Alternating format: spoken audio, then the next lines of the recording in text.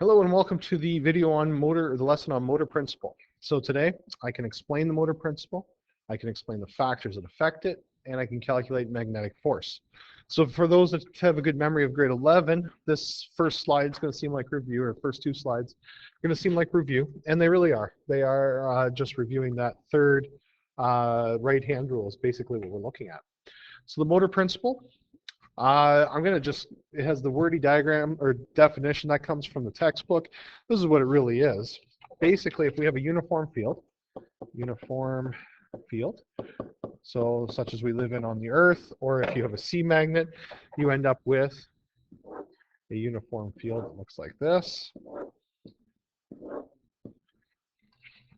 And we add field due to a conductor.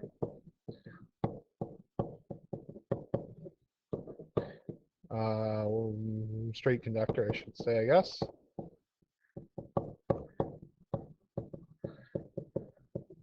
So if we have a straight conductor, so here's the wire, I'm going to go with X, and it's into the page for X.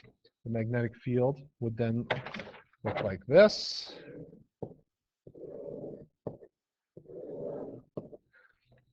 What happens then is we get what we call the motor principle.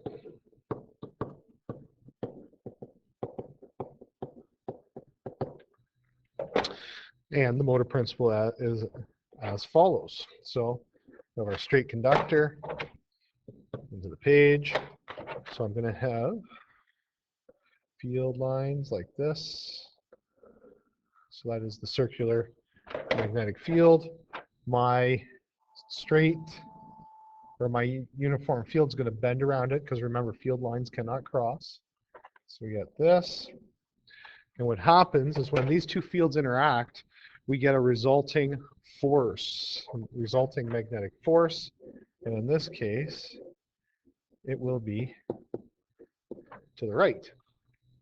So there is our motor principle. When we have two fields, a uniform field and a straight wire conductor field interacting, the result will be a force. So how did I know that the force goes to the right? Well, enter right-hand rule number 3. So right-hand rule number 3 is as follows. I'm going to draw, or make my best attempt at drawing, a right hand. So it's going to look like this. No one can make fun of this. So there is my ginormous right hand. All right, the thumb's a little out of whack, but that's fine. And we're going to go with palm up. So the palm is facing upward. All right, so you can't see any of my fingernails. You can just see the, I guess, the creases. How about that? I'll put detail in. Oh, that looks silly. That looks like a very large fingernail. So there we go, palm up. Okay, so if we take our right hand and we put the fingertips in the direction of the uniform field. So here's my uniform field. So I got my parallel lines. I'm just going to draw 4. My thumb is going to point in the direction of current through that straight wire conductor that we talked about. So current is in that direction. So we'll label this a little bit. My green here is the uniform field.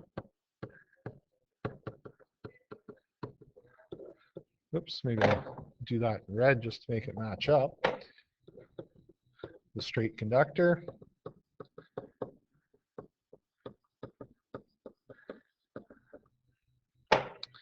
Then finally, the resulting force then is going to be perpendicular to my palm. So I'm going to draw the force straight up, draw my little perpendicular symbol there. There's my magnetic force. So using the right hand rule, I can predict the direction of that magnetic force. So, not sure what that is. So magnetic force, FM, is perpendicular to your palm. And I'll put right on here to emphasize right hand. Make sure you write, do not use on your left hand. So there we go. So there is exactly like it was in the grade 11 note. Hey, nothing's changed. Okay? Onward and upward. So now this year in the grade 12 course, we're going to actually go through and we're going to talk about calculating our magnetic force. So here's the formula that you have printed out in front of you. So force magnetic is equal to Bill sine theta. So Bill sine theta is going to allow us to calculate that magnetic force. B and L are vector values. So here's what everything will stand for here. So B is the magnetic field strength, okay? Magnetic field strength. So think of it similar to, let's go with the capital G and K from gravity and electricity. Okay, it's that constant or that value that's being multiplied in. The only difference with magnetic material is that we're dealing with, it's not universal like G and K were. The capital I, that stands for our current, measured in amperes. Our L, so, sorry, permeability is a vector. L is a vector, and that's the length of the conductor, and it's in meters. And theta is the angle between the conductor and the magnetic field in degrees. So just to clarify theta here, remember with the right hand, I had the uniform field like this. So that was the direction of my fingers. And then the conductor went across my palm, along with my, along the lines of my palm out by my thumb. There's the right angle. So we know that sine of 90 degrees is equal to 1. What can happen is that these straight conductors don't have to pass through vertically through or perpendicularly through this field, so it could be measured through there. Okay, and then that angle interacting between the green and the red line is that angle of interest. It's that theta. All right, so theta not equal to 90 degrees. Okay, so there we go. So that is our formula that will calculate our magnetic strength for particular scenarios. Now, let's go back and talk about B. And I said that B is not a constant. Your magnetic field strength is not a constant because you're dealing with different situations, different materials. So here are the three formulas for our value of B. So the first one is, B is mu I divided by 2 pi r. Okay, so mu capital I over 2 pi r. I'll just rewrite that so it's a little easier for you to follow. And this is for a straight conductor. So if we have a straight wire conductor and we want to know the magnetic field strength, B, then we are looking at a point that is a distance r from that conductor. Mu is our magnetic permeability, so that is a measurement of the material. So it depends on material.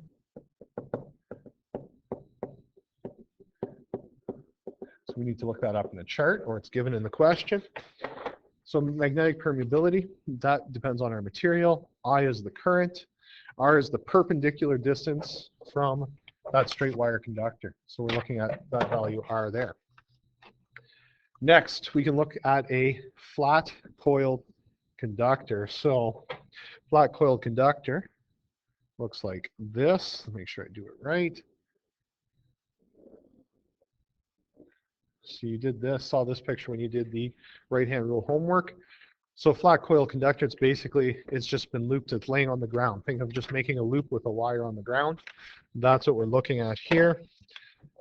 The formula, and I'll just rewrite that so it's a little bit clearer.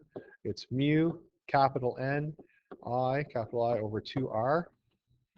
R again is the distance, but this time it's the distance to the center of the loop. Center of the loop. So there's my R value.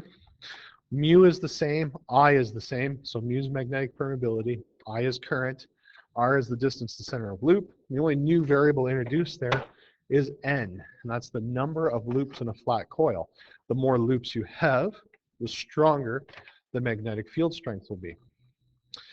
Finally, the last one I want to look at is the long solenoid.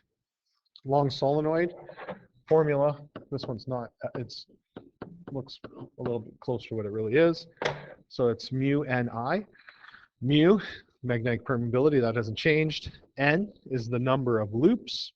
I is your current, and L is the length of the solenoid.